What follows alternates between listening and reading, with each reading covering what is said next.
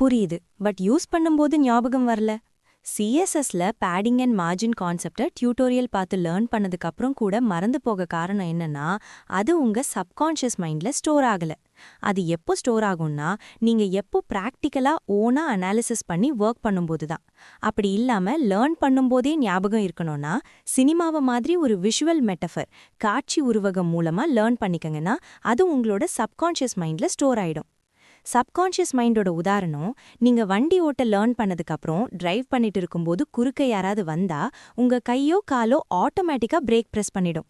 இப்போ இந்த மீமை பார்க்கும்போதே உங்க பிரெயின் ஆட்டோமேட்டிக்கா இந்த கான்டென்ட்டை சப்கான்ஷியஸ் மைண்ட்ல ஸ்டோர் பண்ண ஸ்டார்ட் பண்ணிடும். அதுக்கு ரீசன் என்னன்னா, ஆல்ரெடி இந்த டயலாக் உங்க சப்கான்ஷியஸ்ல இருக்கு. இந்த டயலாக்ல அர்ஜுன் நான் உள்ளன்னு சொல்லுவாரு. ஸோ பேடிங்கை நம்ம எப்பவும் உள்ள மட்டும் ஸ்பேஸ் கிரியேட் பண்ண யூஸ் பண்ணணும். எக்ஸாம்பிளா இந்த பட்டனை பாருங்க. இதுல பாருங்க, பட்டனுக்கு உள்ள இருக்கிற டெக்ஸ்ட்டை சுத்தி ஸ்பேஸ் கிரியேட் பண்ண பேடிங்கை யூஸ் பண்ணியிருக்கேன். நெக்ஸ்ட் ஏகே, அப்போ நான் வெளியேன்னு டயலாக் சொல்லுவாரு. ஸோ மார்ஜினை எப்பவும் அவுட்டர் ஸ்பேஸ் கொடுக்க யூஸ் பண்ணுங்க. எக்ஸாம்பிளா இந்த பட்டன்ஸை பாருங்க.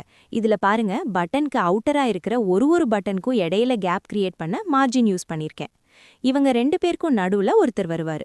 காமெண்ட் பண்ணுங்க யாருன்னு சொல்றேன். இந்த வீடியோ பிடிச்சிருந்தா நம்ம சேனலுக்கு லைக், காமெண்ட் அண்ட் சப்ஸ்கிரைப் பண்ணுங்க.